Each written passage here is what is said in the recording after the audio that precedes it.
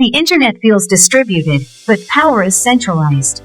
Cloud infrastructure decides who can scale. Most websites live in very few places. Decentralization at the surface hides concentration below. Control follows infrastructure ownership. When people think of the internet, they imagine millions of independent websites, spread evenly across the world. This image suggests decentralization and resilience. The reality is different. Behind the scenes, a large portion of the internet runs on centralized cloud infrastructure.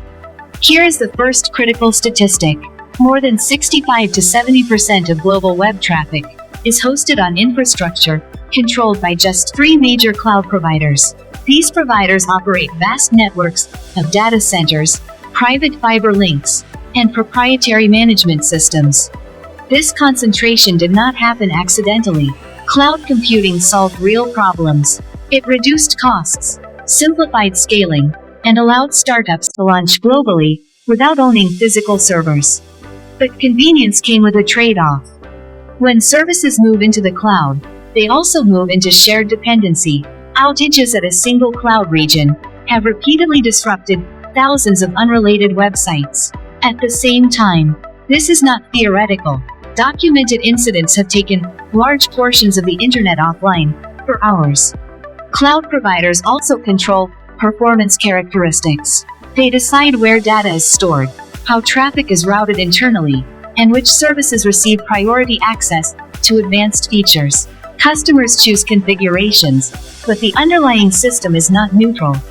Another revealing statistic: a majority of fast-growing startups never migrate off their initial cloud provider. Switching costs rise sharply over time as applications become tightly integrated with proprietary tools, APIs, and managed services. This creates infrastructure lock-in. From the outside, users still see a diverse internet, different brands, different interfaces, different content. Underneath, many of these services run on the same physical backbone. Cloud centralization also affects innovation. New services must align with existing cloud architectures to be economically viable. Ideas that do not fit this model struggle to scale. Regulation and competition lag behind. Infrastructure moves faster than policy. By the time concentration is visible, dependencies are already deep. This does not mean the cloud is harmful. It means it is powerful. And power, by definition, shapes outcomes.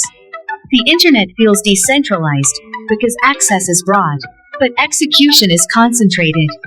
In modern digital systems, freedom exists at the interface.